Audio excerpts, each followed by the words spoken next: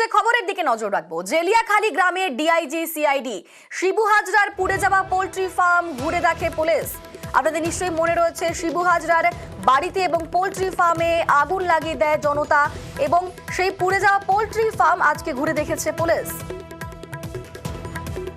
DIG STF Debasmita Das তিনি এলাকা ঘুরে দেখেন। আমাদের সঙ্গে সরাসরি রয়েছেন প্রতিনিধি অমিত।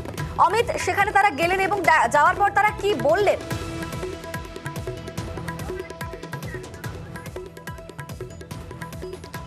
দেখো, এখনো পর্যন্ত জেলিয়াখালীতেই রয়েছে ডিআইজি সিআইডি সোমা দাস মিত্রের নেতৃত্বে যে টিম এসছে, মহিলা পুলিশ কর্তারা, আধিকারিকরা যারা এসছেন, তারা কিন্তু এখনো পর্যন্ত জেলিয়াখালীতে আছেন। তারা এই মুহূর্তে বিভিন্ন গ্রামবাসী, বিশেষ করে মহিলাদের সঙ্গে তারা কথা বলছেন। কারণ আমরা দেখেছি গত কয়েকদিনে যে অভিযোগ উঠেছে শিবু হাজরা, উত্তম সর্দারদের বিরুদ্ধে, যে মহিলাদের ওপর নির্যাতন, মহিলাদের উপর অত্যাচারের, সেই অভিযোগের সত্যতা খতিয়ে দেখতেই সেই অভিযোগ কতটা গুরুতর অভিযোগ, কারা নির্যাতিত হয়েছেন, অর্থাৎ কাদের উপর অত্যাচার চালানো হয়েছে, তাদের আইডেন্টিফাই করা, তাদের কাছে সরাসরি অভিযোগ জানা যে কি ঘটনা ঘটেছে, তারা কি ঘটনা, তারা যে অভিযোগ করছেন, তারা কারা, তারা কিভাবে তারা আক্রান্ত হয়েছেন, কারা এই কাদের বিরুদ্ধে তাদের সরাসরি অভিযোগ, এই বিষয়গুলো কিন্তু খতিয়ে দেখতে এই মুহূর্তে ডিআইজি সিআইডি নেতৃত্বের টিম কিন্তু রয়েছে হচ্ছে এই মুহূর্তে জেলিয়াখালী গ্রামে। এবং তোমাকে জানিয়ে রাখবো যে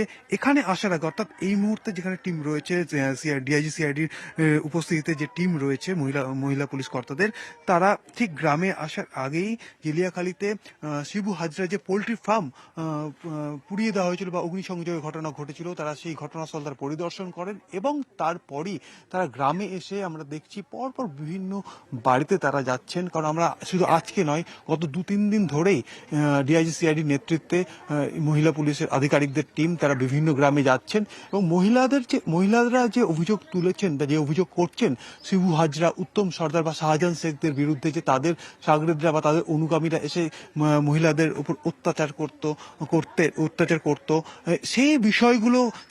সেই অভিযোগের সত্যতা খতিয়ে দেখা, কারা অত্যাচারিত হয়েছেন, কারা নিপীড়িত হয়েছেন, তাদের সঙ্গে কথা বলা, তাদেরকে আইডেন্টিফাই করা এবং তাদের কাছ থেকে সরাসরি অভিযোগ নেওয়া। কারণ এখনো পর্যন্ত পুলিশ সূত্র থেকে যেটা দাবি করা হচ্ছে, যে অভিযোগ ক্যামেরার সামনে বা সংবাদ মাধ্যমের সামনে করছেন, সেই অভিযোগ কিন্তু এখনো পর্যন্ত পুলিশের কাছে বা থানায় গিয়ে কোনো মহিলা বা কোনো মহিলার হয়ে তার পরিবারের কোনো সদস্য কিন্তু এখনো পর্যন্ত করেননি। সেক্ষেত্রে কারা নির্যাতিত হয়েছেন, কারা নিপীড়িত হয়েছেন এবং তাদেরকে আইডেন্টিফাই করা, তাদের কাছ থেকে সরাসরি অভিযোগ জানা, সেই বিষয়টা কিন্তু সেই প্রক্রিয়াটা কিন্তু চালানো হচ্ছে পুলিশের তরফে। তুমি জানো যে বিভিন্ন গ্রামে কিন্তু ইতিমধ্যেই মহিলাদের তরফে অভিযোগ তোলা হয়েছে।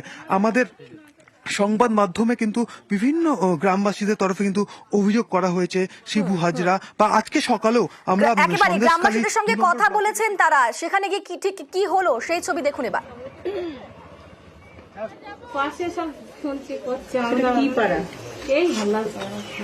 আপনি শুনছেন, কার কাছ থেকে শুনলেন? ও লোক গল্প করে তাই শুনছি।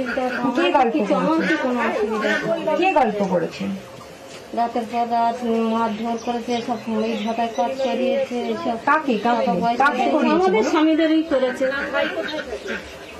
আপনার স্বামীকে? হ্যাঁ, টাকা পয়সা দেয়নি, 80 দিনের করে কাজ করেছে, টাকা পয়সা দেয়নি। না, মহিলাদের সাথে খারাপ ব্যবহার করেছে, মহিলাদের সাথে এরকম কাউকে আপনি জানেন বা চেনেন? আমি যাই না বাড়িতে, জায়গা বাড়ি নিয়ে নিয়েছে, ফিশারি করেছে, টাকা পয়সা দেয়নি। কিন্তু মহিলাদের সাথে অসভ্যতা করেছে এরকম তুমি কাউকে চেনো না? তোমাকে কেউ এসে বলেও নি যে তার সাথে হয়েছে? পাশে বাড়ি একজন মেরে, আরেকজন মেরে মাথা ফাটিয়ে মাথা ফাটিয়ে